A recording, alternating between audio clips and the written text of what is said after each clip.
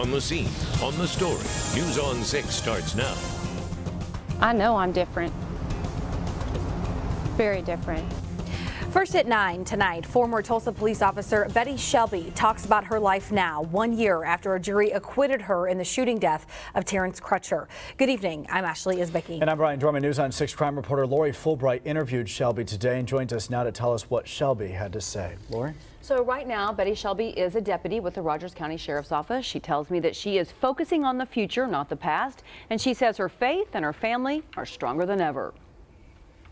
Every struggle that you go through makes you stronger, and it gives you the skills and the courage to continue and face whatever comes forward. All right, and has she talked at all about any calls she's been on or how she's been treated? She did. She says, you know, she has a different perspective now than most officers do. And her very first day on the job, it was a man with a gun call. And she thought, here we go, right back in the fire. But she said it went smoothly. And she said everywhere she goes, people do recognize her, of course. But she said it's been nothing but positive, that people are really encouraging to her. And they tell her, we're glad you're here working in our county.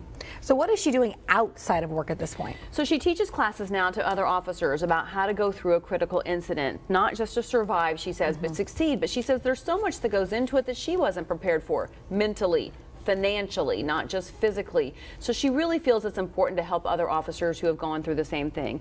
She also homeschooled her grandchild last year, and she has a farm that has goats and donkeys and chickens and loves spending time out there.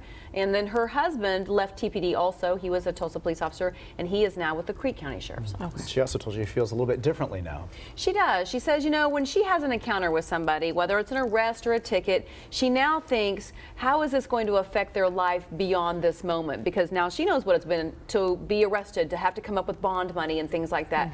So she still makes arrests, but she said it definitely gives her a unique perspective. Okay. Lori, thank you so much.